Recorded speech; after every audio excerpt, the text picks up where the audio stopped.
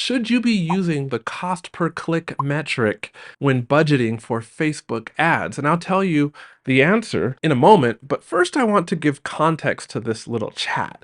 I'm speaking to you if you're a course creator and a membership owner. I very clearly do not usually address, no, I don't actually address e-com business owners, i.e. you have a website with like 20 or 30 products and you're using Facebook ads to drive traffic to those websites. I'm not an expert in e-commerce at all. I am an expert in online courses.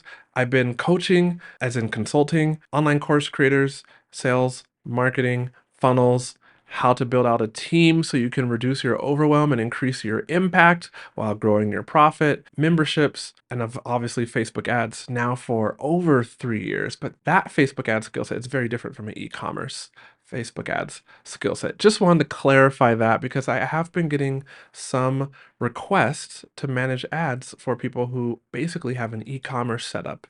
Again, I'm not talking about what we would describe as d-commerce, digital e-commerce, where you have, say, a bundle of 3 things that you're selling and you're sending traffic to that. That's different. That's okay. I can help you. My advice and strategies apply to you. But if you got a 20 product store, that's a whole different ads game, friend.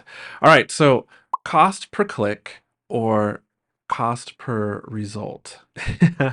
I like to look at cost per result when I'm budgeting for Facebook ads for myself and for clients. But there's an even more important question that you want to be asking yourself when budgeting, let's say for an upcoming launch. And that question is what kind of cost per acquisition? I say cost per acquisition because you could have a free launch or a pay launch, right?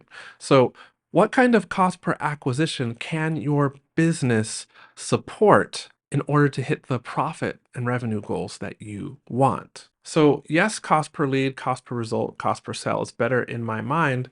Here's how you could budget. Look at your previous launch. First, make sure you know this number, EPL, earnings per lead. That would be the total revenue of your previous launch divided by the total number of leads. And right here, you might ask, QUAY.jo, but I had Facebook ad leads and organic leads for the previous launch.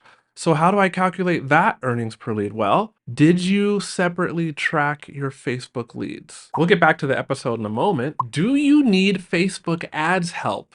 But maybe Facebook ad management is not right for your business at the moment, which is fine, but you would like my eyeballs on your ad campaign. I have a new offer. The people who've signed up for it so far are loving it. It's called Facebook Ad Setup to Success. In the next 30 days, you can work with me over 30 days. We will together set up your ad campaigns and get them running successfully the right way, the exact way that I do for my clients. That means you get 3 calls with me over the period of 30 days. And in between each of those calls, you get unlimited access to me, like Voxer, Slack. That means I'll show you how to set up the ad campaign, all the things you should consider. We'll also go in and look at your funnel and I'll make recommendations to improve your funnel. And then in between each call, you get coaching from me still because you can record your screen, send me a message, say, hey, QUAY.jo, what about this? Like, what would you do here in this ad, you know? And I'll respond to you that very same day. It's unlimited support from me and 3 calls from me. It's called Facebook Ad Setup to Success. And if you want my help, one-on-one coaching to run your ads, then click on the link in the description below or go to, you can see it on the bottom of the screen, theartofonlinebusiness.com/call. Theartofonlinebusiness.com/call. And I'm happy to help you successfully learn to run your own Facebook ads. If you did, like I recommend, I've talked about this on previous episodes and Instagram.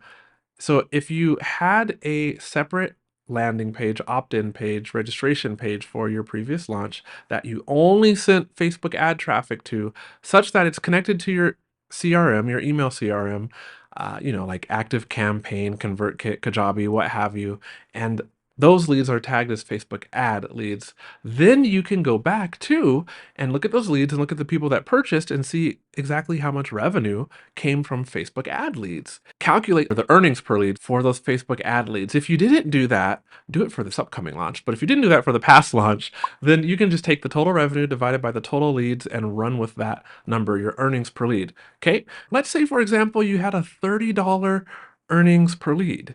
Then you can say that your cost per lead this launch, if it's say $2.50, that is great. But worst case scenario, your business can tolerate a $15, maybe even a $20 cost per lead with Facebook ads. And that would be worst case if your ads went south. And so that's how you're planning. I recommend be conservative. Your last launch was successful. Great. So you want to pour a bunch more ad money into this next launch. Be conservative in your numbers because just because your ads worked great last time doesn't mean they'll work equally great this time. They could work better, but you want to just have sound planning. So what I mean is if you had a $30 earnings per lead last time, maybe you do your planning based off of a $25 earnings per lead this one or for this upcoming launch. And then you have some leeway again if things don't go as planned. And so this is why I believe cost per result matters more than cost per click. But here's some other things you should consider, like looking at your funnel for the previous launch to see what funnel what funnel conversion steps you could improve upon. For example, was that opt-in rate on your landing page at around 30%? If it was, great. I'm talking about cold traffic, by the way. If it was like way lower, like 10%, spend some time rejigging that landing page. So, according to best practices, so that you can increase that opt-in rate. What about your email open rates? Were they near 30%? What about your email click-through rates to the sales page, post-webinar? Were those, 1 to 2%? If they weren't, can you do things like, I'll give you one specific tip, make sure that the sales page referenced in your emails is actually very clear. Like, is it separated from the other chunks of writing and it says click here to go to the sales page? Well, you might choose different wording, but it's being specific rather than when you mention your program, you just highlight and underline that word with a link, but then you don't explicitly say click here, right? So I would call that an embedded link, and some people skip over that. We would think in this day and age, everybody gets that a blue or purple word that's underlined means that that's a link and you can click on it, but not everybody does. So how about we make that really clear for your email subscribers, launch registrants, so they can go and get help from you. Maybe you redid some of your emails last time. What I would recommend is updating your ad copy for this upcoming launch. Did you test enough last time?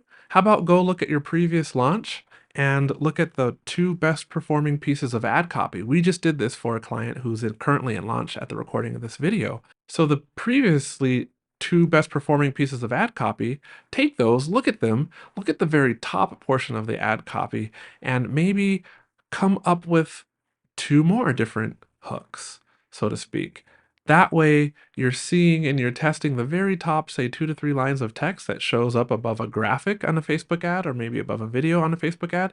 You're testing those in this upcoming launch to see if one of them can't best your previous best cost per lead.